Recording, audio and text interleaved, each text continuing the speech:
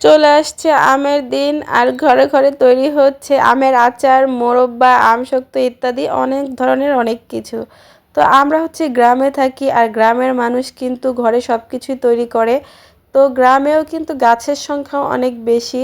তো যাদের গাছে অনেক পরিমাণ আম আছে তারা কিন্তু আচার, মোরব্বা, আমসত্ত্ব সব কিছুই দিতেছে আশেপাশে। আমরাও একটু একটু দেই, তবে এতটা বেশি দেই না। আর আমি প্রতি বছরও এতটা বানাই না, কারণ হচ্ছে আমার মাই সবসময় প্রচুর পরিমাণে আচার দেয় আর সেগুলো আমাদেরকে দেয়। আমার এত বেশি প্রয়োজন হয় না, সেখান থেকে আমি এনে এনে খাই, কিন্তু মাঝে মধ্যে অল্প স্বল্প দেই আর কি। আমাদের পাশেই হচ্ছে এক বাড়িতে আম বিক্রি হচ্ছিল, তো সেখানে আমার শাশুড়ি মা গিয়েছিল আর সবাই সেখান থেকে কিনে আনতেছে। তো আম্মাও অনেকগুলো আম 10 কেজি কিনে নিয়ে আসছে তো আচার দেওয়ার জন্য। যে আয়না বলতেছে যে কি করবা, সবাই তো নিতেছে, তার জন্য আমিও নিয়ে আসলাম, যদি তোমাদের মন চায় আচার টাচার বানিয়ে খাও। তো এর জন্য নিয়ে আসছে। যাই হোক, অনেকক্ষণ বক বক করলাম, এখন চলে যাই মূল ভিডিওতে।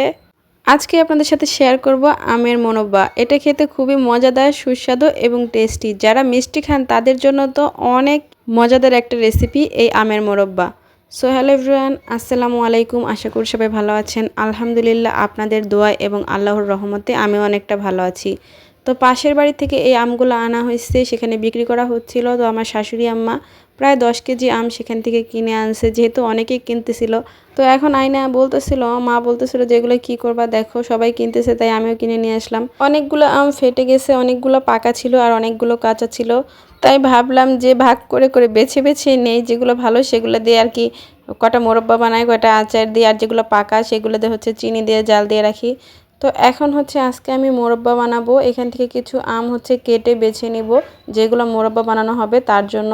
তো খুব সুন্দর করে ছিঁড়ে নিলাম, জানি উপরের আমের উপরে যে সবুজ আবরণটা থাকে সেটাকে খুব ভালোভাবে ফেলে দিলাম, কারণ মোরব্বা বানাতে গেলে দেখা যায় যদি আঁশটা থেকে যায় সবুজ, তাহলে কিন্তু আমের চুকে ভাবটা থেকে যায়। এই কারণে হচ্ছে খুব ভালোভাবে ছিলার সময় ছিলে নিতে হবে।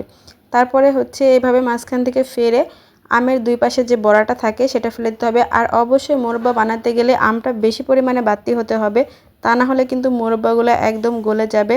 তো যে আমগুলো বেশি পরিমাণে বাড়তি মানে আটি বাড়তি, তো সেই আমগুলোই কিন্তু বেছে আমি নিয়ে নিব আমার মোরব্বা দেওয়ার জন্য।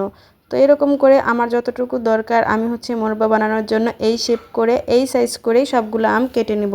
আর এখন হচ্ছে আমার কাটা এদিক দিয়ে শেষ, এখন সবগুলো আম কেটে নিতে হবে। আগে ছোটোবেলায় মাকে দেখতাম খেজুরের কাঁটা দিয়ে কেচতো, কিন্তু এখন হচ্ছে আমরা কাঁটা চামচ দেখেছি। মানে দিন যত যায় ততই মানুষের বুদ্ধি বের হয়। তো এখন হচ্ছে কাঁটা চামচ দিয়ে আমরা সবগুলো আম কেচে নেব। আর এটা কিন্তু একার কাজও না, তো হাতে হাতে সবাই মিলে কাজগুলো করে নিতেছিলাম। কাঁটা চামচ দিয়ে খুব ভালোভাবে আমগুলোকে কেচে নিতে হবে, জানি ভেতরের চোকা রসটা চোকা ভাবটা বের হয়ে যায়, এবং ভালোভাবে কেচে পানিতে চুবিয়ে রাখতে হবে চোকা ভাবটা বের হওয়ার জন্য। পানিতে দিয়ে প্রায় 2 থেকে আড়াই ঘন্টা ভিজিয়ে রাখলে আমের ভেতর যে চোকা ভাব সেটা কিন্তু চলে যাবে। আর অবশ্যই কিন্তু ভালোভাবে চিপে চিপে তারপরে হচ্ছে কেচতে হবে। আর এখন হচ্ছে আমাদের কেচাকেচি শেষ, পানিতে ভিজিয়ে রেখেছিলাম 2 থেকে আড়াই ঘন্টা। তারপরে সবগুলো আম আমরা খুব ভালোভাবে চিপে উঠিয়ে নিচ্ছি, যেন এটার ভেতরে কোনো পানি না থাকে।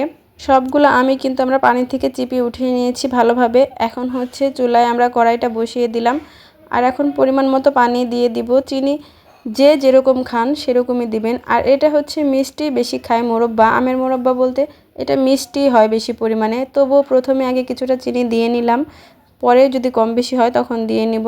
তো এখন দিলাম কিছুটা। এখন হচ্ছে পানির সাথে চিনিটাকে একটু নাড়াচাড়া দিয়ে মিশিয়ে দিতে হবে। তারপর এখানে হচ্ছে তেজপাতা, এলাচি, দারুচিনি এগুলোও দিয়ে দিতে হবে অল্প পরিমাণে, এতটা বেশি দেওয়ার দরকার নাই, তাহলে এগুলোর ফ্লেভারটা বেশি চলে আসবে। আর বাহিরে দেখেন কি পরিমাণ বাতাস ছাড়ছে, একটু আগে বৃষ্টি হয়েছে দুপুরবেলা। গাছের পাতা নড়া দেখে অবশ্যই বুঝতে পারছেন কি পরিমাণ বাতাসটা বাহিরে ছেড়েছে। বাতাসে আগুনটাও জ্বলতেছিল না ভালোভাবে। তো যাই হোক, এখন হচ্ছে আমি ভালোভাবে মিশিয়ে নিব। এদিক দিয়ে কিন্তু গলে গেছে চিনিগুলা, আর অনেকটা জালও হয়ে আসছে চিনির পানিটা।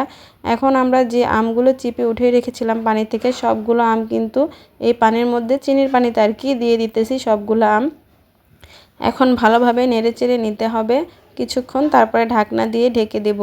আমের মোরব্বা খেতে কে কে ভালোবাসেন অবশ্যই কিন্তু কমেন্ট করে জানাবেন। আমি কিন্তু এত পরিমাণে মিষ্টি খেতে পারি না, কিন্তু আমি না খেলে কি হবে, বাসার অনেকেই তো পছন্দ করে, তাদের জন্য হলেও বানাতে হয়।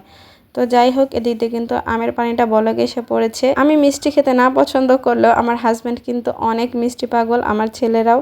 যাই হোক, নিজের একার জন্য তো আর তাদের খাওয়াটা বন্ধ করে রাখতে পারি না। আর যেহেতু আমের সিজন, আমের দিন, আম দিয়ে আমের আচার, মোরব্বা, আম শক্ত ইচ্ছা আছে অল্প অল্প করে সব কিছুই বানাবো।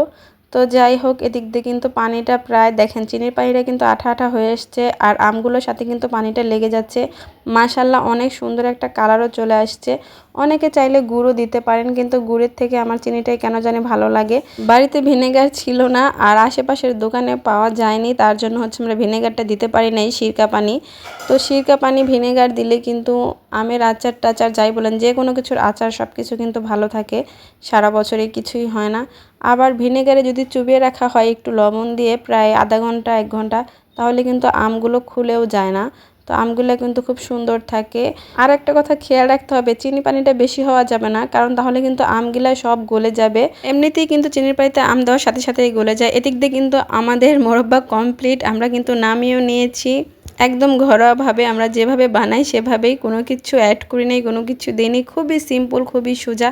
আপনারাও খুব সহজেই তৈরি করে নিতে পারবেন এই আমের মোরব্বা, একদমই ঝামেলায় নাই। তো আমরা সব সময় এভাবেই বানাই। তো মাশাল্লাহ ফাইনালি আমের মোরব্বার লুকটা দেখেন। মাশাল্লাহ মাশাল্লাহ অনেক সুন্দর হয়েছে, আমার কাছে তো খুবই ভালো লাগছে। আপনাদের কাছে কেমন লাগছে অবশ্যই কিন্তু কমেন্ট করে জানাবেন। আমের দিনে এইভাবে আমের মোরব্বা বানিয়ে কিন্তু ফ্রিজে রেখে আপনারা সারা বছর সংরক্ষণ করে খেতে পারবেন। আমরাও কিন্তু আমের মোরব্বা এইভাবে বানিয়ে ফ্রিজে রেখে দেই। একটা কথা বলি, যারা লাইক দিতে ভুলে গেছেন অবশ্যই একটি লাইক দিয়ে নেবেন, কারণ আপনাদের একটি লাইক আমাকে অনেক দূর এগিয়ে নিয়ে যেতে পারে।